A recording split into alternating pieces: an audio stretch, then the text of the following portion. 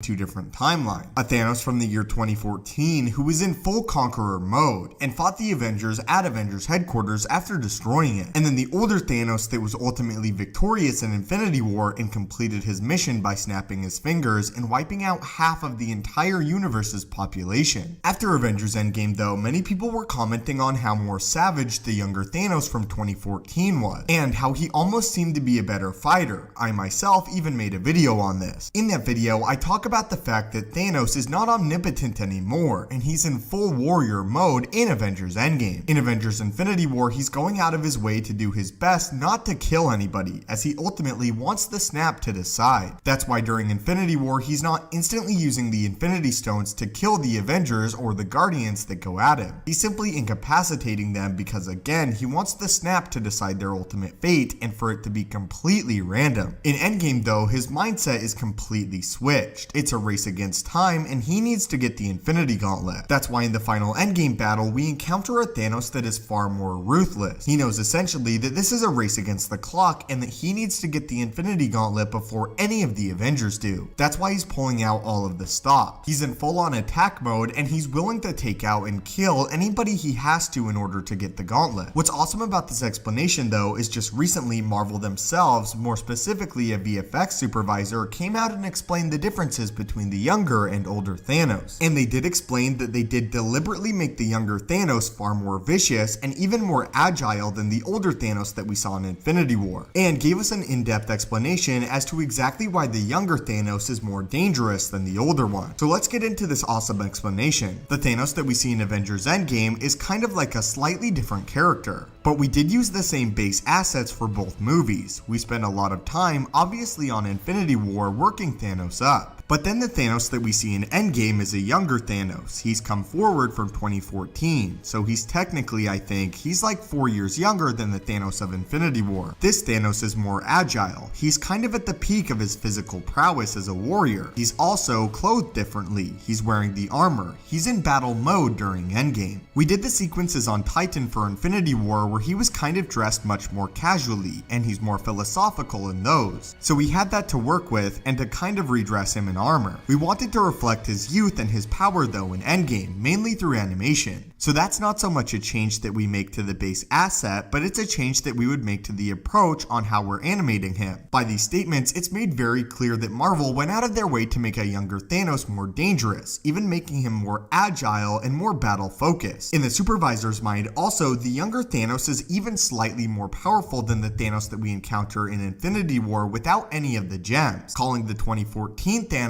the peak of his physical prowess. It's unknown exactly why Thanos began to fall off after this. Maybe it's just age, but we do know Thanos is thousands of years old. All that we do know though is according to this, the 2014 Thanos, as far as physically, is more powerful than the 2018 Thanos that we see in Infinity War, if only slightly. But again in Infinity War, as Thanos is gaining all of the Infinity Stones, he takes on the role of more of a prophet than a conqueror. He's taking his time to explain his plan and his motivation, and the way that he sees things within his mind. Thanos doesn't even see the need to be in full battle mode because at the time of Infinity War, when he has 2 of the Infinity Stones, he's already the most powerful being in the universe. Later in the interview, the VFX artists would go into a little greater detail on why they made the older Thanos less powerful than the younger Thanos, and took the fighting style of the older one and simply cleaned it up. It wasn't really so much about making him a different Thanos, but just improving the Thanos that we had in Infinity War. He would also say that the Thanos from Infinity War is more sophisticated than the one that we see in Endgame. But I want to hear your guys' thoughts on this, and the fact that Marvel, quite on purpose, made the younger Thanos a bit more powerful and intimidating, even without any of the Infinity Stones. And that now they've come out and addressed this, and addressed the fact that the 2014 Thanos is at his physical prime, and is going all out against the Avengers, while the Thanos in Infinity War is more of a prophet, and is more philosophical. What I find really interesting is both Thanoses have the same goal, but different methods of going about it. The Thanos from 2014 is much more hardened, and again, as they even say here, is slightly a different character. But I want to hear your thoughts on this. Again, using my link in the description below, you can get 30 to 60% off some Marvel merchandise, so be sure to check it out. Also, we will be announcing the winner of the Infinity War Hot Toys figure giveaway this week, so be sure to enter the giveaway if you haven't yet. The rules for that are as follows. All you have to do is like the video, subscribe, turn on notifications, and tell me in the comments which Infinity Stone you find to be the most powerful. Thank you guys as always so much for watching. The support on the channel has been amazing recently, and I can't thank you guys enough. Hit that subscribe button to assemble and join our team, and have a great day.